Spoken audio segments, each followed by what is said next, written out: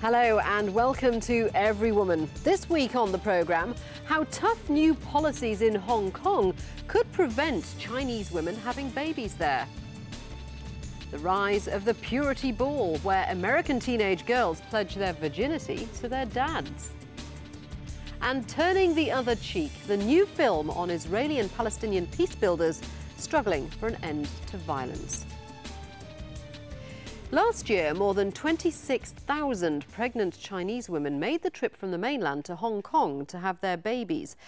But now, Hong Kong authorities say the baby boom has put their health facilities under too much strain. And from February the 1st, new regulations have come into force to check the tide. Hospital fees have doubled for mainland mothers, who now have to pay nearly $5,000 even before they set foot in the region. And immigration officers will turn back anyone appearing to be 7 months pregnant who hasn't paid in advance. So why are so many Chinese women keen to give birth in Hong Kong? Is it just to escape China's one-child policy, or are there other driving forces? Well, to discuss this, we're joined from Hong Kong by Carmen Wu, anthropologist and visiting scholar at Hong Kong University. Carmen Wu, thank you very much for joining us. So how much do you think the one-child policy is a reason so many mainland women want to give birth in Hong Kong?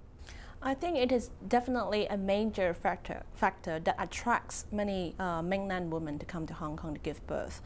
Because the birth planning policy, also widely known as the one-child policy, stipulates that residents in the urban area can have only one child. In the rural area, couples can have one child if there's a son. If the first child is a daughter, they can have another chance. But is it true that also that if you're born in Hong Kong, you have many advantages and many benefits that you don't have if you're born in mainland China? Hong Kong citizens enjoyed quite a substantial amount of social welfare provided by the government in terms of education, in terms of medical care, in terms of other social benefits. Another important factor which is very attractive to citizens in the mainland is that Hong Kong citizens enjoyed a big freedom to get in and out of their country, to get opportunities overseas, to study abroad, to work abroad, and to come back to the territory freely, which is something that is not enjoyed by citizens in the mainland right now. Okay, Carmen Wu, thank you very much for that. Now, of those women who travel from the mainland to Hong Kong to have their babies, more than half are married to Hong Kong fathers. But because it takes years to get residency permits, they don't have the right to stay with them. We look now at one such woman who's just had her second baby.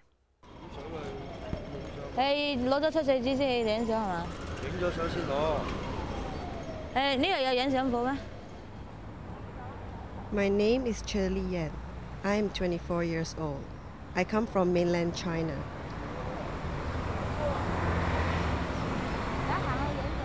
My husband is from Hong Kong. He is currently unemployed. We have 2 daughters. The older one is 2. My younger child was born on the 31st of January. She is very lucky. If she had arrived one day later, it would have been really difficult for me. On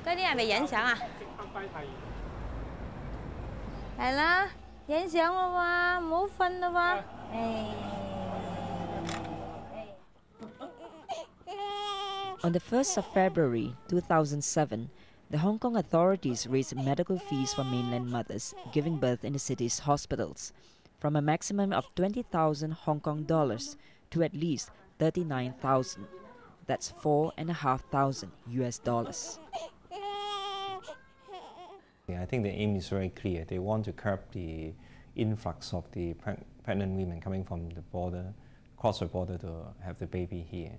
We can't exactly tell why they are coming, but I think there are a few reasons that we need to consider. Number one is, of course, the right of the ball, and number two, maybe they want to escape the one-child policy. For low-income families like ours, it's really not fair. I didn't deliberately come here to give birth. The child's father is from Hong Kong, and I'm applying to stay here permanently. We just want the family to be together, so I gave birth here. Mrs. Sum faced many problems. She even had trouble finding a hospital willing to take her.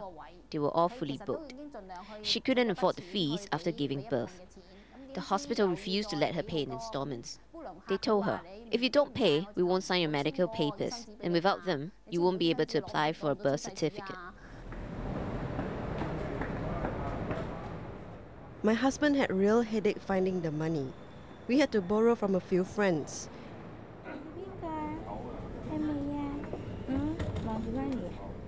We couldn't afford 20,000 Hong Kong dollars. If I had to pay 39,000, I wouldn't know what we would have done.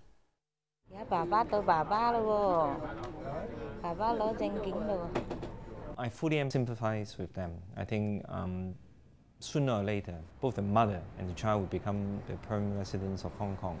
So I think we should have some special arrangement for them.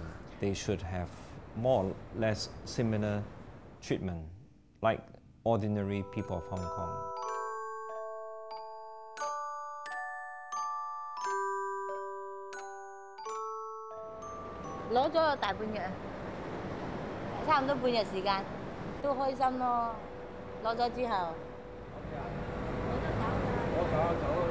The end of a long day's wait, but the beginning of another tedious process.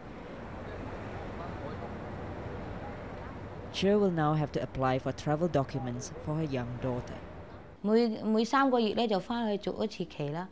have to go back to China every 3 months to extend my permit to stay in Hong Kong. It takes about a week or 10 days. My 2 children will have to go with me because their father has to find a job and can't take care of them. It takes at least 5 years for my application for permanent residency in Hong Kong to be approved. All this traveling is very expensive. It's also very tiring, going back and forth. I feel very tired. Even my children feel tired.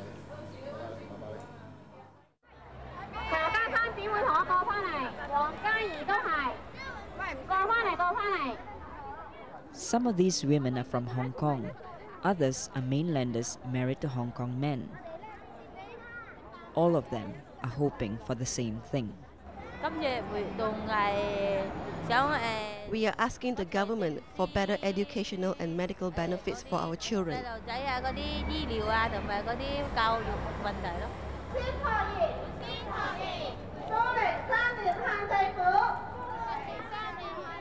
Many people from the mainland think that life is good in Hong Kong, but for people like us, that's not true.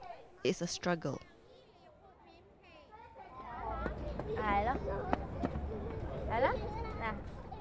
What does the future hold for my 2 daughters?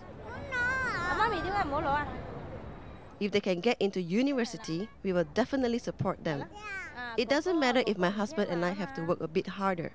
We must give them a good future. A mother struggling to keep her family together there. Well, joining us now is Mr. Lee Cheok Yan, Legislative Councillor to the Hong Kong Special Administrative Region of the People's Republic of China. Welcome to you. You say that the new Hong Kong policies shouldn't apply to mainland women married to Hong Kong men. Why is that?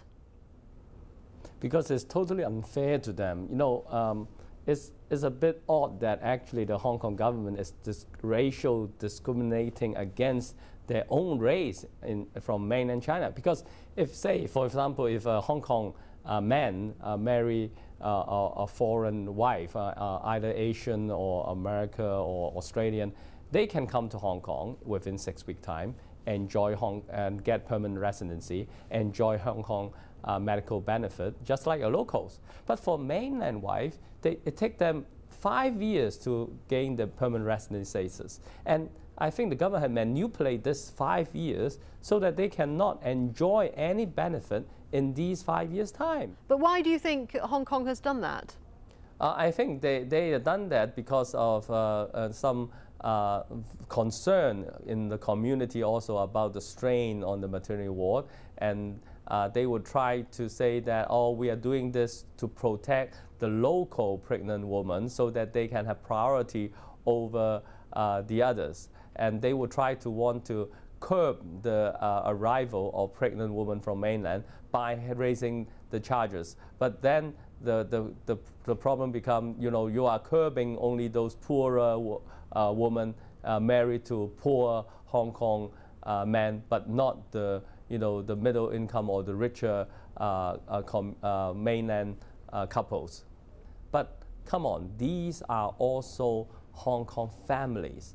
They are exactly like any local pregnant woman. It's just that they are from mainland, but they are still Hong Kong family. Of course, if they are strained on the maternity ward, so the only solution is to expand the maternity ward and try to provide these services to Hong Kong family. Do you see any solution to the dilemma suffered by women like Che Lian, who we saw in that report there, who are struggling to keep their families together as they wait for their residency permits to come through? If the government are trying to say that, okay, the fertility rate of Hong Kong is now lowering and it's now almost the lowest in the world, and government actually is trying to encourage more people to have, Hong Kong people to have babies. So what we are trying to say is, okay, if you want people to have babies, then you should support them, including those Hong Kong men that marry to mainland wife. You should support these Hong Kong families. Okay, thank you very much for your thoughts. That's Mr. Lee Cheok Yan speaking to us from Hong Kong there.